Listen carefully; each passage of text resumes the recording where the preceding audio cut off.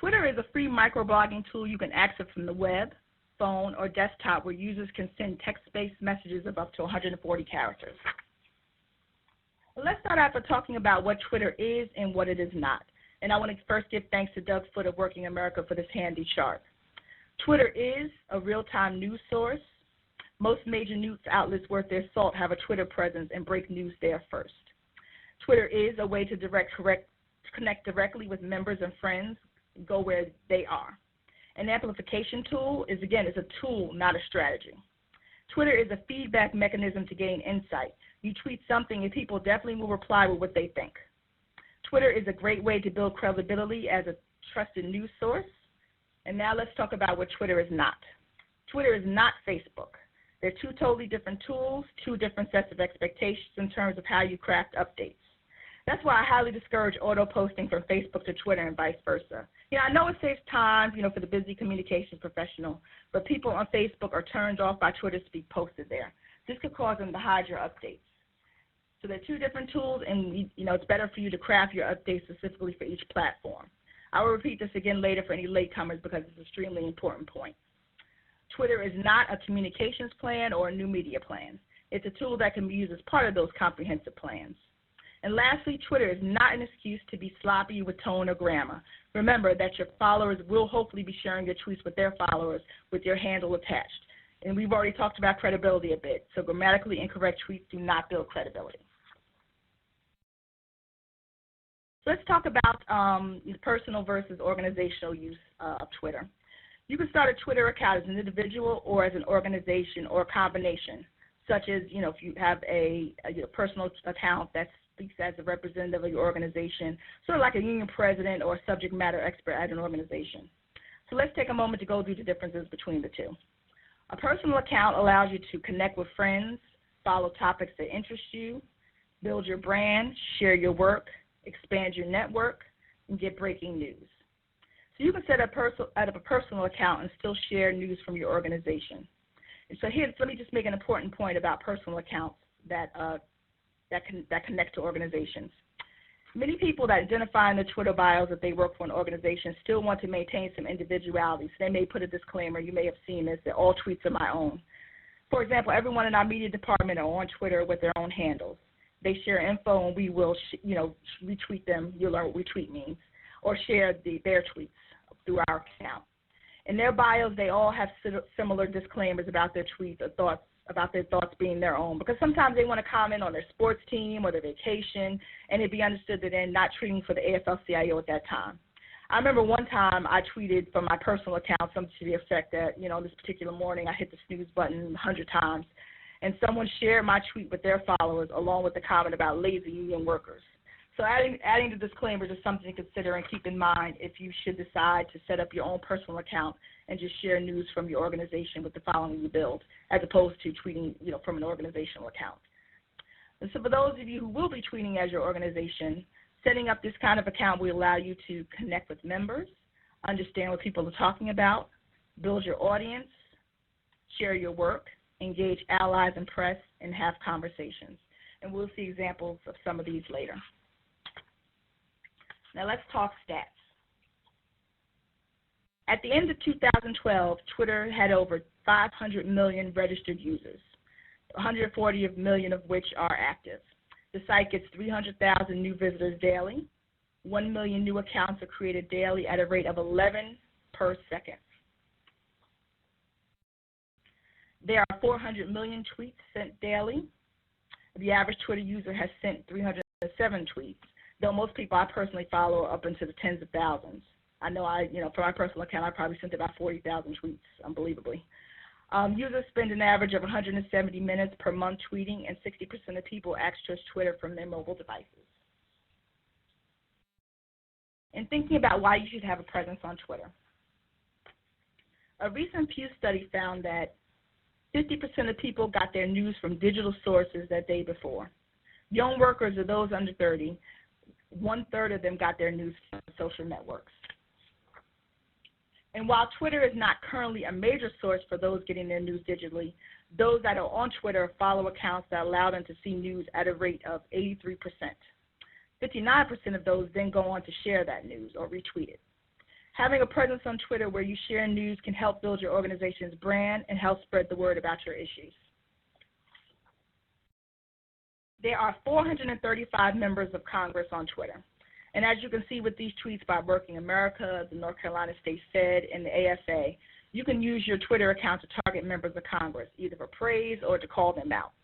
Those that follow you will see these tweets as well as those that may do a search on Twitter for Congress's name, for instance.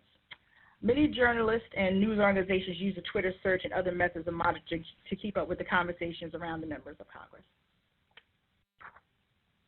73% of Fortune 500 companies have active Twitter accounts. Your account can also be used to launch a campaign calling out corporations like this one from the striking fast food workers in Missouri during their campaign against McDonald's. Anyone following this account or anyone doing a search for McDonald's will see these tweets. Now let's talk about some specific ways you can use Twitter to advance your mission. Twitter can be used to promote your organization's content, although this should only account for probably about maybe 20 to 30% of your tweets. The remaining percentage should be sharing others' content to build relationships. You can use Twitter to share blog posts, news articles you're featured in, photos, or video content from your site, and you'll see examples of that later. You use Twitter to build relationships with labor organizations, community partners, politicians, and other allies in the progressive movement. This is the other 70 to 80% I was talking about. Share allies' content to establish a reciprocal relationship. You can use Twitter to engage with the public. The press, influential people with a lot of followers, thought leaders, activists, and supporters are all there ready for you to engage and get feedback from. If you have policy or other subject matter experts, they should be on Twitter as well. We've recently gotten the head of our policy department, head of international affairs, and all of our immigration experts, some of our immigration experts, I should say, are all on Twitter with personal accounts that we can then amplify or retweet through the main AFL-CIO Twitter account. So now that you're thoroughly convinced, because I know you all are, that you must be on Twitter, I know you're wondering how to get set up, so let's get into the mechanics of it all. But first, so you understand the lay of the land a bit, let's start with some basic Twitter terminology. A tweet is a 140-character message sent through Twitter. A feed, a stream, or a post on Twitter from people you follow. That's currently referred to as your Twitter feed, your Twitter stream, or you may hear it referred to as your timeline. And these are tweets that are going to show up on your homepage, and we're going to show you the layout of the homepage a little later. Your followers are the people, individuals, or organizations that are connected to you and reading your tweets. They have pressed the follow button on your profile.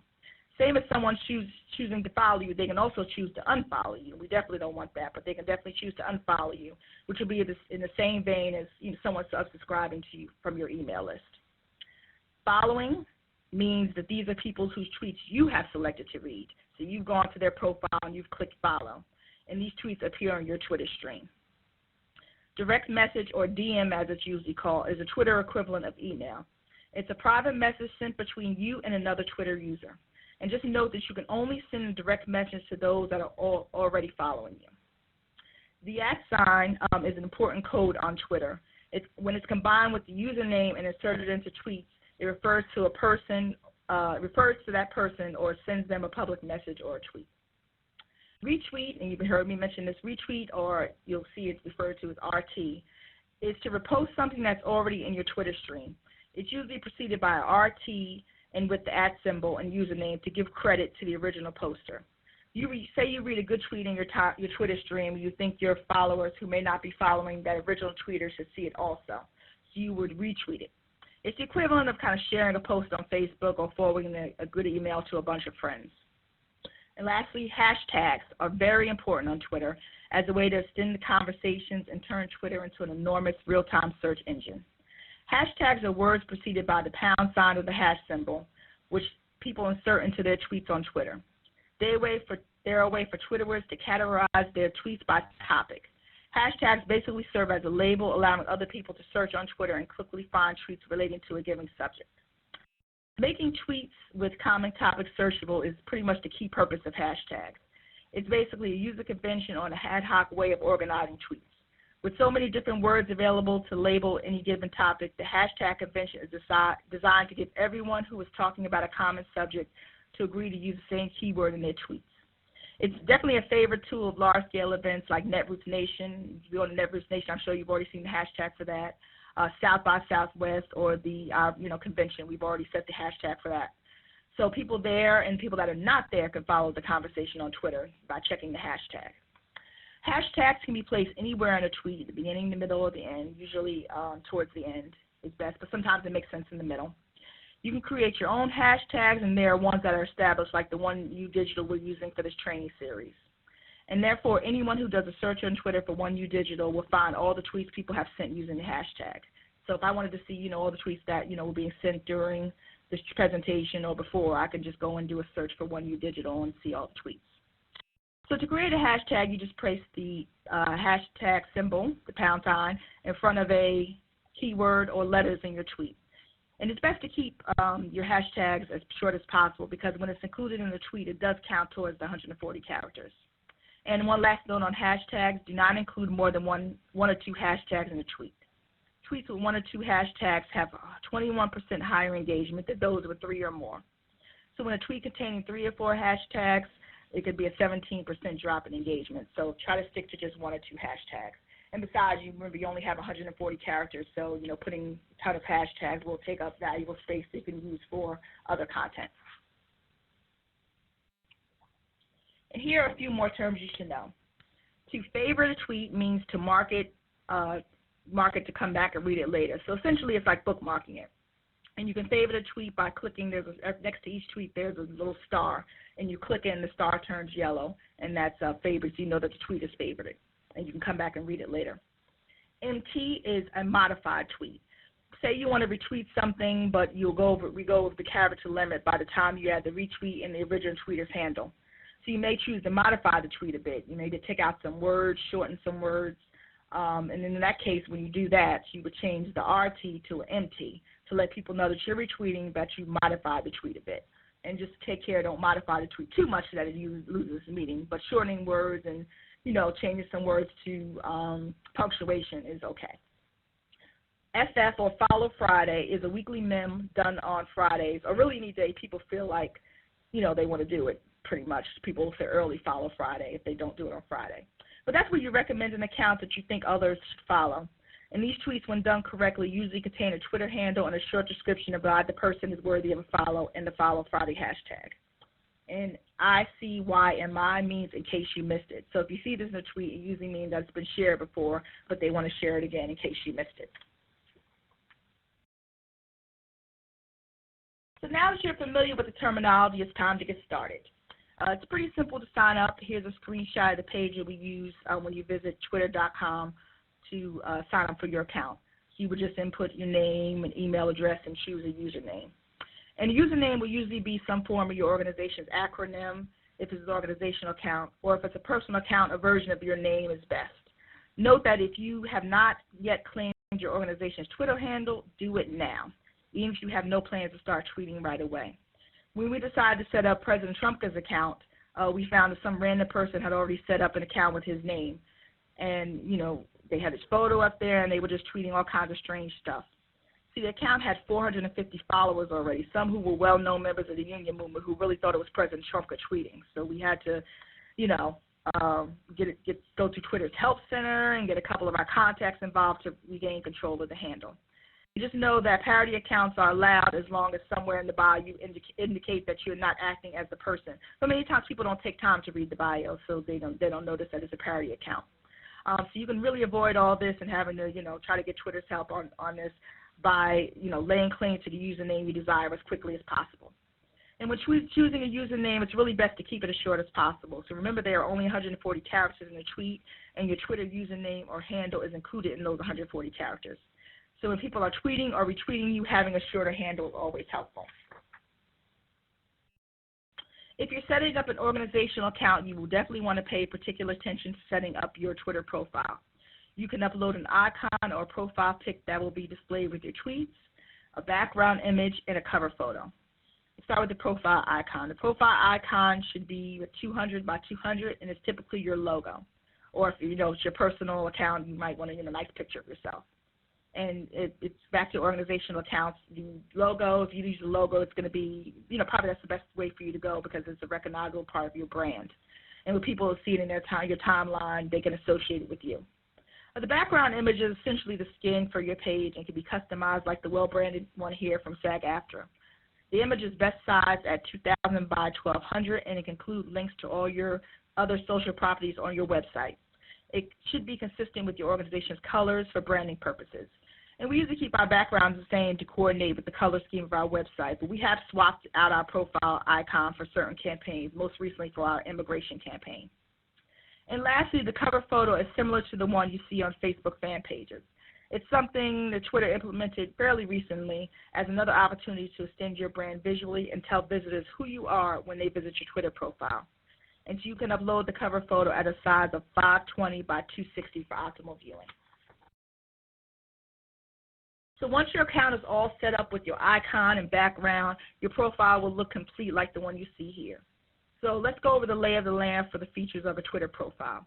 And first, just to define the profile and differentiate it from your home page. Your profile puts you and your interests front and center. When people visit your profile, they can tweet directly to you. They can view your list. We'll learn what lists are in a bit. They can see your favorites. They can, see how many followers you have. You can see your recent photos and more. So starting at the top left where you see view options, if you're tweeting via the web at twitter.com, these options remain at the top regardless of where you are within Twitter. Starting from the left there, it says home. Home is your home page where you can view tweets from the people you have chosen to follow. It's your personal collection of tweets featuring the latest news, commentary, and information from sources you care about. And we'll take a look at the home page in further detail in a bit. The next says connect. That's where you get in on the conversation. It's a place where you can see who has followed or mentioned you, who has retweeted you, or favorited one of your tweets. Connect is your way to keep the conversation flowing. Discover, right next to that, lets you tap into a stream of useful information customized just for you. And when you use Discover, you'll see, results reflecting your interest based on your current location and, what you follow and what's happening in your world. And as you use Twitter more, Discover tends to get better at serving up more content just for you. And next, the Me icon, wherever you are on Twitter, the Me tab will take you back here to this profile page that we're on now. Continuing across the top, we have the cover photo that we talked about earlier. Ours is actually the same as the one on Facebook. It's just scaled down to the optimal size that I talked about earlier. And there in the center of the profile is the profile photo, and it sits in the center of your cover photo. So when you're designing your cover photo, consider that this icon will sit right in the middle. So, we probably should actually redesign ours so we won't be covering up that nice man's face. But definitely when you're designing your profile picture, definitely be sure to note that it's going to be covering something in the middle. Also overlaid on the cover photo is your bio info. The bio is 160 characters where you describe yourself or the organization, and you can include a link to another outside website or blog. In order to be found in Twitter searches, include keywords about yourself or your organization in your bio. Definitely be deliberate about optimizing your Twitter content and your profile for the keywords people will likely be using. Tweets and Twitter accounts are also highly ranked in Google, so definitely keep that in mind. Right below the cover photo, that envelope is where you click to send someone a direct message. And underneath that on your profile are listed all the tweets you've sent. And down there on the left is the recent media, and that displays all the recent images you've tweeted out. Now let's take a look at the home page where you land when you click on the home button at the top of your page. The main difference between the home page and the profile is that on the home page you see tweets from all the people you follow. On your profile, all the tweets you've sent are listed. Some other features you'll find on the home page are starting from the top left. Your info section right there at the top left, it includes all the info that you'll also find in your profile, like the number of tweets you sent, number of followers, and the number of people you follow. Underneath that are suggestions on who to follow based on accounts followed by other users and visits to sites in the Twitter ecosystem. Underneath that is trending topics. It kind of represents what is most discussed on Twitter at any particular time. There are national and regional trending topics, and they can range from the serious, like the Oklahoma one you see there, to the latest celebrity who has done something crazy. We made it in the national trending topics back in 2009 when President Obama was speaking at the convention. A couple of other things to show you at the top there. The search function on Twitter is one of the most useful functions there that you'll find on Twitter. 2.1 billion queries are sent through Twitter search engines daily. You can search it. I mentioned before you can use it to search hashtags to follow the conversation. You can search specific keywords, Twitter handles, and more. Settings is where you get to all of your back-end functions like changing your profile photo, your bio, your background image, and more. So definitely take a peek behind in the settings to see everything that's there and familiarize yourself with it. And lastly, the compose feature is where you click to send a tweet if you are tweeting from the web.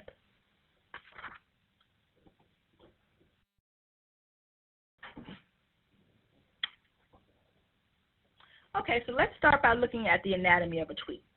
Remember, you only have 140 characters, and as you type the text into the compose box I mentioned earlier, there is a countdown to show you how much space you have remaining.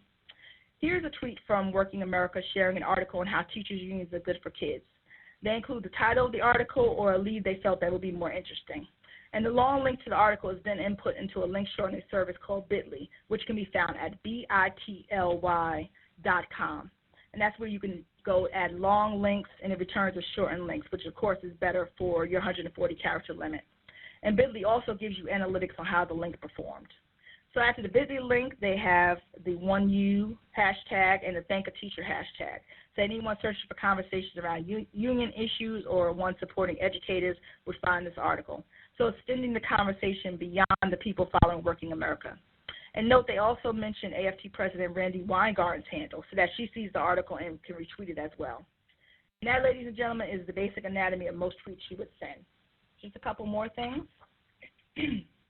If they wanted to send this tweet directly to Randy Weingarten so that only Randy and those who follow both of them would see it, they would put her handle at the front of the tweet like you see here. And note, an important note here, that if you want all of your followers to see this tweet you are sending to Randy, put a period in front of the @ So you started with period, @ Randy Weingarten, if you wanted all of your followers to see the tweet you are sending, not just the ones that follow you and Randy. So if you don't put the period there, then only the ones that follow you and Randy would see, follow Working America, I should say, and Randy would see the tweet. But if you put a period in there, everyone would see the tweet. And if Randy Weingarten decided to retweet this and share it with her followers, she would simply start the tweet like the one you see here with a RT at Working America and the 6 unions title with the link. And this is referred to as kind of the old style retweet. A new style retweet would be just using the retweet button on Twitter, which is right next to the tweet you want to share. So if you look at Twitter, there'll be an option there for you to retweet. You know, it asks, when you do that way, it asks if you're sure you want to retweet it to your followers, and then automatically shares it without you manually having to add the retweet. And this is how it displays on your Twitter profile page, which you see here. It looks like it's coming from them, but it shows that you retweeted it, that we retweeted it. I use this style when the tweet is too long to add any more characters. Some people just prefer new style retweets, but I actually prefer the old style because they show up a little better in the person's mentions, and they can see that you've retweeted their content.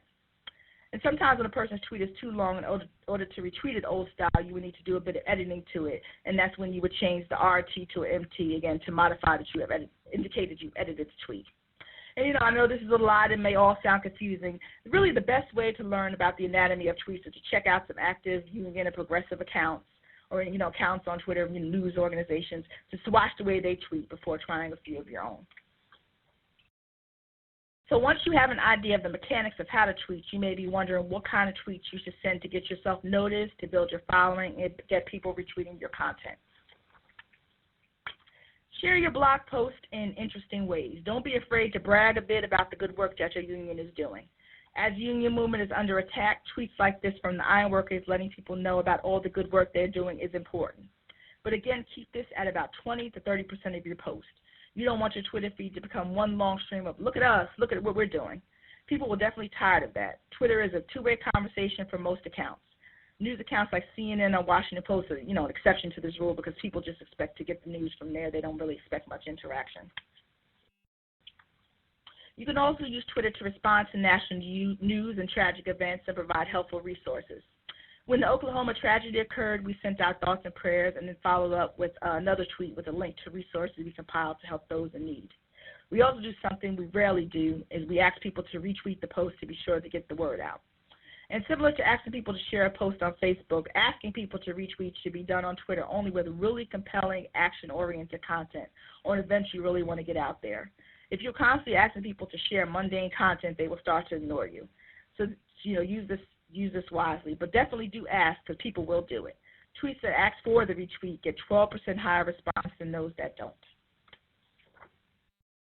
Share news items just as you would blog posts. Most mornings I will send out 2 or 3 tweets with articles from our Plus clips that our media department compiles.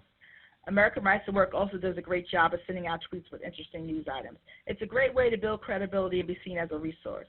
And whenever possible, include the handle for the news site or the journalist name that wrote it. It's really a great way to build relations. Journalists need the eyes on their content as well. And one thing to note with this tweet is the P2 hashtag that you see there. That's another common hashtag used for progressive issues. So pound 1U for union issues and I should say hashtag, I don't know why I keep saying pound, hashtag 1U for union issues and hashtag P2 for progressive issues are good ones to use in most tweets that you will send out. That's the ones we use probably most regularly with most of our tweets. Go beyond the press release. You can share news from your union president, especially if they are on Twitter, and you can include their handle to let people know they're there. This tweet by AFT includes a photo of Randy Weingarten speaking with Chilean president about education issues. And it's a good way to give people an inside peek on how those good old union bosses are spending their time. So you definitely want to share, news, interesting news, from your union president and tag them as often as possible. This is a really good example from the letter carriers of how to share a photo gallery. Also plugging another one of your social media sites, which is Flickr. They're plugging here. The letter carriers are also encouraging engagement by asking followers to send their photos to be included in the gallery as well. So this is a good way to share photos and also get engagement by asking people to share their photos as well. You can also share video links from YouTube and Vimeo that can be played right there on Twitter. However, I would be really interested to see how long Twitter allows us as they push their own video sharing service called Vine, which is a mobile service that lets you capture and share short looping videos which are only 6 seconds or less and run on a loop. So far, the app is only available for download to iPhones, but I expect it will probably arrive on the Android platform soon as well. We plan to try it out at the convention this year, but expect it will be a challenge as union speakers tend to, kind of have a lot to say. So, but just wanted to make you aware that it exists, and if we start really making use of it, I'm sure that we'll probably include it in a future training. Send tweets that urge your followers to take action on an issue. Ask them to sign a petition or tweet at a corporate target. You'll learn more about these kinds of actions during Twitter 201 presentation next week. In our email actions, we include a link to share the action on Twitter. In this example, the steelworkers are urging followers at each state to tweet their reps, including the Twitter handle about the overtime, including the Twitter handle, and this is tweets about the overtime bill. And they include a link to get more information about the bill. This is good work here, going through and tweeting each state and selecting the representative from that state to tweet at. So that's definitely a good way to urge people to take action. One of the best ways to use Twitter is to live tweet from events. In this example, Justin Morales from our digital team was at the big immigration rally a couple months ago in D.C. and covered the event from her own account. And we were able to amplify it from the AFL-CIO account. Live tweeting is pretty much simply like live reporting via Twitter. If you have a live event, bring your followers with you. Report on what you see in descriptive ways. Take numerous but interesting photos. Crowd shots and interesting signage are always a hit. We have a training on best practices for photography and probably will have one on live tweeting events in the near future. So be sure to sign up for the photography one that's coming up next month. Promote an offline event on Twitter. If you're having a rally or other event, definitely promote it via Twitter and include images whenever possible. If another organization is involved, be sure to include their Twitter handle as well, like the machinists did here with Guide Dogs. That way Guide Dogs will see it and they can retweet it to their followers as well to spread the word even further. And lastly, it's definitely okay to promote your Facebook page on Twitter, but do it in the right way. On the left, the firefighters are extending an invite to fans to like them on Facebook for more content. And we sent out similar tweets as something to the effect of, when 140 characters is enough, join us on Facebook to continue the conversation. But on the right side, this is a little different. It's an example we strongly suggest you don't do. The name has been blocked to protect the innocent, but the guilty, But what they have done is post several items on Facebook in a row, which have either rendered as just links with no context, or I posted a photo on Facebook. Not very interesting. People on Twitter really don't care that you posted a photo on Facebook, especially if there's no context with the photo to entice them to click over. This is simply not effective tweeting. Remember when I said Twitter is not Facebook. Don't link the two so that the updates you post on Facebook also post on Twitter. Yeah, I know it may seem like a great idea for the busy one-person communications team, but it really won't grow your Twitter following or engage your current followers. It certainly won't get any retweets. In advance in Twitter Facebook trainings, we will show you some time-saving tips, including how to schedule tweets and Facebook posts. But meantime, if you have the accounts linked, please unlink them like now. So now that you have a better idea about the mechanics of Twitter and the kind of tweets you can send, let's reiterate a few ways you can interact and build a following. Start by following others. Follow other unions and progressive organizations, members of Congress, the press, news outlets. Any organization that you have a relationship with through traditional media outreach, follow them on Twitter as well. Retweet their content. Be sure to tag them in your tweets. If you're looking for where to follow these accounts, you can check out Twitter List. Twitter lists are a curated group of Twitter users. You can create your own list, or you can subscribe to lists created by others. Viewing a list timeline will show you a stream of tweets from only the users on that list. On the AFL-CIO profile, you can find all the lists we've created. You can see some of them on the right here. We have, list of AFL-CIO unions that you may want to start out by following, state feds and CLCs, our partners in immigration reform, just to name a few.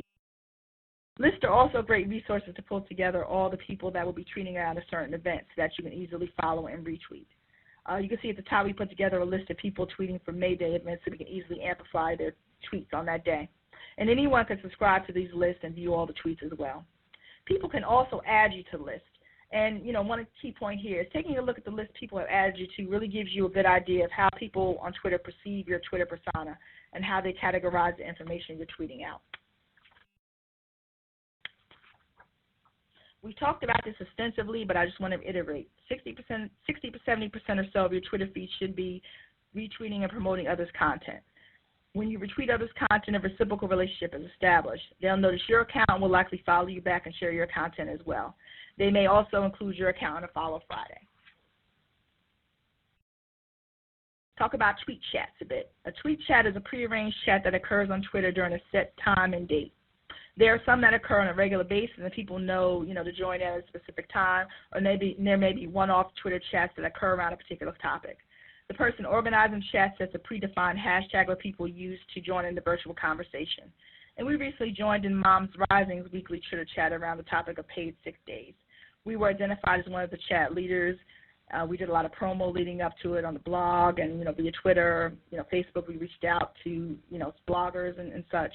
And, during the Twitter chat, we joined in by asking and answering questions, retweeting responses, and essentially connecting with the Moms Rising audience. And of everyone participating, our tweets actually surprisingly had the highest number of impressions, reaching 2.3 million accounts and getting 109 retweets. So we're really proud of the reach there. And we enjoyed that one so much we decided to do our own. We had long talked about getting President Trump to participate in a Twitter chat on the future union movement, which is, of course, very important to the conversations we'll be having at the convention. And we've actually already started having on our convention website.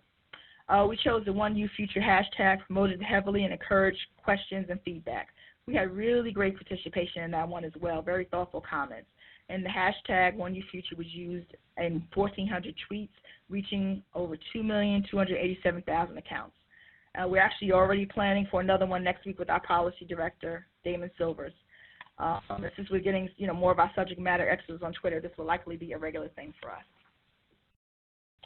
Now, just because you build it does not mean they will come. Spread the word about your new Twitter account. You definitely need to spread the word and let people know it's there. You should definitely have a well-placed link to your Twitter account above the photo on your website. You should add your Twitter URL to your email signature. And I've even seen a union, I think it might have been AFG actually, add social media icons to items they were giving away at a conference. So advertise it anywhere that it makes sense and think outside the box a bit like AFG did. So finally, let's go over some tips of the trade to get you off to a running start on Twitter. But first, a reality check. Before you jump in and start tweeting, remember that this is an important statistic here. On average, 71% of your tweets will be ignored. Yes, folks, 71%. That's just kind of the way of the Twitterverse. There's a lot of noise on Twitter, but here are a few tips to help you break through and get the most interaction out of the other 29% of your content. If you're like most of us, you're juggling 20 balls in the air and want to know the best times to post to get the most engagement. People have done numerous studies on this, and I will share some of their findings, but with the caveat that you really have to test what works for your audience. These findings I'm going to share with you are a good launch point, but you have to kind of play around until you find your sweet spot. A lot of brands, including us, ignore the weekends in favor of the work week, but studies show that there is 17% increase in engagement for tweets posted on Saturdays and Sundays. I can actually attest to the times that I have, remember to post on a weekend, the retweets have been higher. And I know what you're thinking. I actually have to log on and post on Saturday and Sunday, but no. In Twitter 201 next week, you'll learn about some tools that will help you avoid doing that. But definitely try posting on the weekends. And this particular study found that Wednesdays and Thursdays are days that have lowest engagement. But again, test out what works for your audience. There is 30% more engagement in posts between 8 a.m. and 7 p.m., including weekdays. So try out that window and see what works for you. Brevity is always good on Twitter. Keep your tweets to less than 100 characters whenever possible to give people room to retweet and add their own context. Shorter tweets also get 17% more engagement. Can't say it enough, visual content is king. Include good images in your tweets whenever possible to get 2 times higher engagement, according to this study. Save the most important point for last. Social media is social. It's a two-way conversation. Auto posts are fine in limited amounts, and, especially if it's posting on the weekends, we encourage it. But do that in limited amounts because people want to feel like they're interacting with an actual human. Once you click on your profile and see a bunch of auto posts shouting me, me, me, me, me, or the dreaded I posted a random picture on Facebook link, they should see plenty of retweets, the occasional reply, basically signs of life. Remember to engage, not broadcast. And lastly, you don't have to stay on top of everything. You can't stay on top of everything. It's just impossible. Encourage people to mention your handle in their tweets if they want you to retweet, or if you have a relationship to email you with content they want you to share. Do what you can in the time that you have, but definitely do something. And Twitter can take some time to get the hang of. Don't be discouraged. I personally started my Twitter account back in 2007. Got in there, looked around and said, the hell with this, and left again until 2008. But hang in there. It's come a long way since then. Many more people are there, and more opportunities to connect and engage are there. So definitely hang in there. Don't get discouraged. If you only do one thing today, at least grab your desired handle and follow 1 or 2 people. I did a training at a conference last year. I actually set up a union. I didn't know at the time, but he was a union secretary-treasurer, and I set him up on Twitter. And first account he wanted to follow was ours. And I then asked him if he wanted to follow his own union. He said, nope, this is it. I don't want to follow anybody else. So I didn't try to convince him to follow any other accounts. He knew what interested him, and he wanted to keep his Twitter experience simple. So you may decide that you just want to get on Twitter, use it to get information that you can pass on other ways, by email, via Facebook, whatever platform you're comfortable with. And you may never choose to never tend to tweet yourself. And that's totally fine, too. Decide what interests you and jump in. You won't break anything. And now we'll open it up for questions. You can use the chat feature at the side and send your questions directly to me or to the group. That's your choice, which way you want to send it. And I will read them out loud and respond as best I can. One question that I know that people were going to ask is whether the PowerPoint will be available, and the answer is yes. So if that's your question, definitely send me another question. So now let's open it up to questions.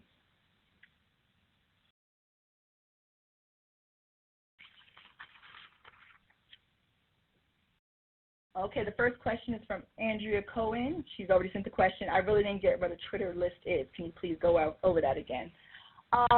Essentially, a Twitter list is, you go to a person's profile, you add them to a list. It's a way to kind of curate your experience. You're following, like we're following, 5,000 people or so. You add a person to, you decide to create a Twitter list, the people that talk about the economy. So you would add all the people that you follow that talk about the economy to this Twitter list. And they're all on the list, and you easily can go to that list and, say you come in there, you want to get information about the economy. So you would go to that specific Twitter list, and you're able to see all the tweets from people that you've added to that list. So it's kind of a way to curate your experience, and people can subscribe to that list. And having, these lists also give you more credibility on Twitter because people can see that you tuned in, you know what the conversation is, and you curated these lists. So Twitter lists are definitely good to have. So, Andrew, if you want to get more into Twitter lists, and I could show you more about how we create our Twitter list, you can definitely contact me. Neil Waltmeyer, can you explain the difference between the period, at, or just the at? Okay, yeah, I probably didn't explain that very well. I kind of, remembered I need to mention that at the last minute. Okay, so if you're just doing at somebody, only the people that follow you and follow that person will see the tweets. But if you put a period in front of it, everyone will see the tweets, regardless of whether or not they follow you and that person or not. Regardless of whether you follow you and that person or not. So definitely, if you want everyone to see that tweet, even if you're adding somebody specific, you put a period in front of it. But if you just want that person to see the tweet and whoever else is following you and that person, you don't put the period in front of it. I hope that explains it a little better. Does Twitter have metrics analysis that breaks down reach like Facebook does? Yes, they do, and that will be covered. It's something that Doug Foote will be covered in 201. They definitely don't have as good of metrics, I would say, as Facebook does. But like the information I gave you on our feedback from our Twitter chats, I got that from a program called Tweet Reach, and that allowed me to put in the hashtag and get feedback on how many tweets were sent during the particular time of the Twitter chat and how many times the hashtag was used. So there are definitely ways you can find out, how many followers you gain, and like I said, that's definitely something that Doug will go over in more detail during the 201. But I will say that Twitter needs to definitely work on their analytics more because they definitely are shaky. Okay, do we have more questions? Okay, so Yin Yin asks, besides cloud, what do you use to measure your Twitter account? Again, that's something that Doug is going to go in more into in 201. Currently, we're using a program called Sprout Social, which is actually a paid version. It does give us some analytics on how many retweets we've gotten, how many times, how many follows we've gotten in a certain month. So it does give us some pretty decent analytics. How many times, what are our most retweeted posts for the month? But again, Sprout Social, as it's called, is a paid tool. So the free tools out there, like I was using before we started using this paid tool, didn't really give me, the analytics seemed to give me were pretty shaky. But again, it was a free tool. So I would say if you really want to get into, serious analytics, you're probably going to have to get a paid tool. But again, Doug will go into more of that next week. He might have some more free options for you. Andrea asked, can you go over some of the mechanics of Twitter again, especially the side that had to follow Friday, and in case you missed it. What we're going to do, we're going to post the slides. The slides are going to be available afterwards that are going to repeat that information again. But Follow Friday essentially is, on Fridays people, list a couple of accounts that they think that you should follow. Most people just, the way they do it is they'll put Follow Friday and just list several handles, which I think is an ineffective way to do it. Just because you're listing a bunch of handles, I don't know why I want to follow this person, so give me some context as to, why I should follow this person.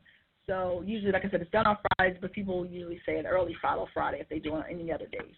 In case you missed it, simply say I posted a blog post or a link before, but I want to repost it again, so I might put it in case you missed it there for people to see that I've actually posted it before, but I want to post it again in case you missed it.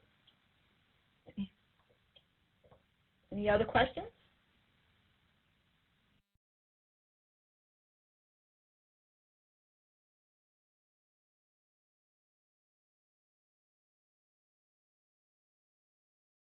No other questions?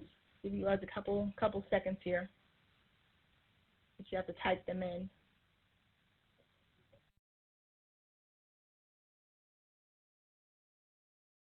Okay, it seems like we may not have any other questions. Okay, so let's see. Oh, okay. Another question from Andrea again. Doesn't Twitter dumb down the conversation with only 140 characters? How do you have quality combos? Yeah, I sometimes when I'm typing, I say I wish I had more characters, but it, encourages me to makes me, encourages brevity, which I think is a good thing because people's attention spans are short. But like I said, that's one of the differences between Twitter and Facebook. It's meant to be short. It's meant to be 140 characters.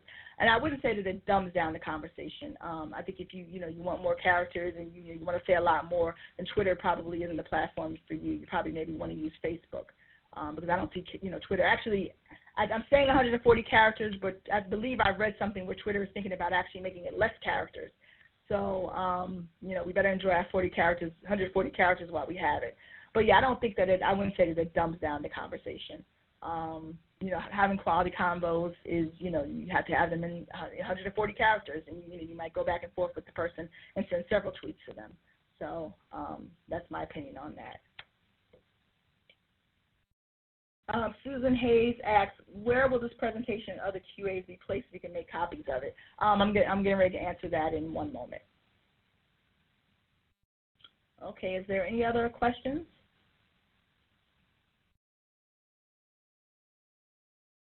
Okay, a couple things I want to go over in closing. In the next couple of days, we will send you all an email with a link to a survey, a recording, and this PowerPoint. Will also be made available on the training website at AFL-CIO.org/digital training. Again, that's AFL-CIO.org/digital training. You probably already know that URL because that's where you signed up for this training.